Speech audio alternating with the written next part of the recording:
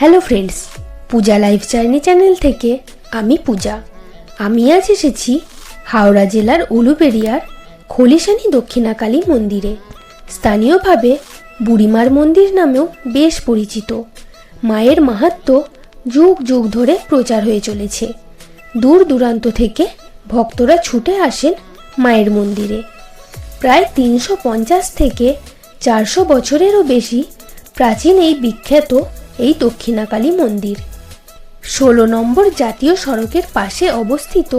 এই মন্দিরে দেবী কালীকে বুড়িমা রূপে পুজো করা হয়। দীপান্বিতা অমাবস্যায় এখানে বিশেষ পুজো হয় এবং এটি স্থানীয়দের কাছে অত্যন্ত জাগ্রত তীর্থস্থান। খলিশানি ও আশেপাশের এলাকার অন্য কোনো কালী পূজা শুরুর আগে বুড়িমার কাছে পূজা নিবেদন করা হয়। ভক্তদের বিশ্বাস বুড়িমা অত্যন্ত জাগ্রত এবং এই মন্দিরে পূজা দিলে রোগব্যাধি দূর হয় ও ভক্তদের মনস্কামনা পূর্ণ হয়। নিত্য পুজো ও বলির রেওয়াজও রয়েছে এই মন্দিরে। একদা জঙ্গলে ঘেরা শ্মশান ছিল এই অঞ্চলে, তার মাঝেই গড়ে ওঠে কালী মন্দির। একসময় ডাকাতরা এই মন্দিরে বুড়িমার পুজো করত। শোনা যায় আমতার বাসিন্দা কালীকুমার ভট্টাচার্য এই পুজো আরম্ভ করেন।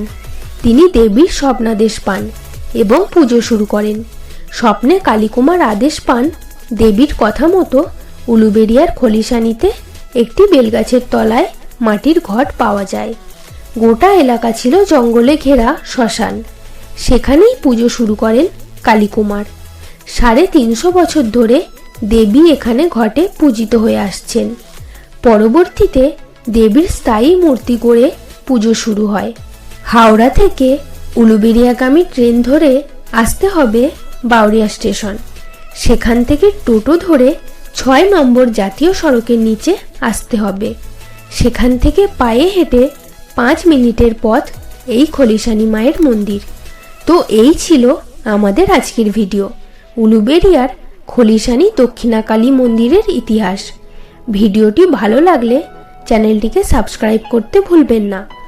দেখা হচ্ছে খুব শিগগিরই আরও একটি ইনফরমেশনমূলক ভিডিও নিয়ে।